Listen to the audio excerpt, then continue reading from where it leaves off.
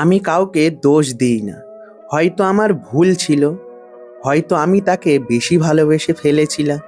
যেই মানুষটাকে আমি এত ভালোবাসতাম, যার সাথে কথা বলার জন্য ঘন্টার পর ঘন্টা অপেক্ষা করে থাকতাম, সেই মানুষটাই আজ আমার জীবনে আর নেই। আমি তার জন্য বদলে গেছি, তার পছন্দের মতো হয়েছি। নিজের ইগো, নিজের সব স্বপ্ন সাইডে সরিয়ে রেখেছিলাম। কিন্তু একদিন সে আমাকে বলল, আমরা আর একসাথে থাকতে পারবো না, আমাদের সম্পর্ক এখানেই শেষ। সেদিন আমি বুঝেছিলাম, কাউকে ধরে রাখার জন্য শুধুমাত্র ভালোবাসা যথেষ্ট নয়।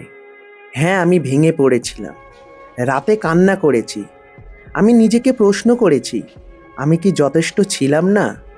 কিন্তু আজ বুঝেছি, যে মানুষটা তোমাকে ছেড়ে যায়, সে তোমার অভাব না, সে তোমার অভিজ্ঞতা। আজ সে নেই, কিন্তু আমি নিজেকে ফিরে পেয়েছি।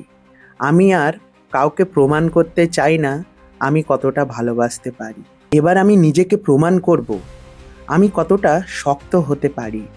এই অভিজ্ঞতা থেকে একটা জিনিস শিখেছি, কেউ চলে গেলে জীবন থেমে যায় না, বরং আসল জীবন তখনই শুরু হয়।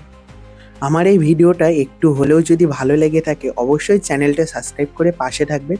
আর তোমাদের জীবনে যদি এরকম অভিজ্ঞতা বা এরকম কষ্ট পেয়ে থাকো, যেই মানুষটাকে তুমি সবথেকে বেশি ভালোবাসতে, সেই মানুষটা আজকে তোমাকে ছেড়ে চলে গেছে, অবশ্যই একটা কমেন্ট করে জানাতে পারো।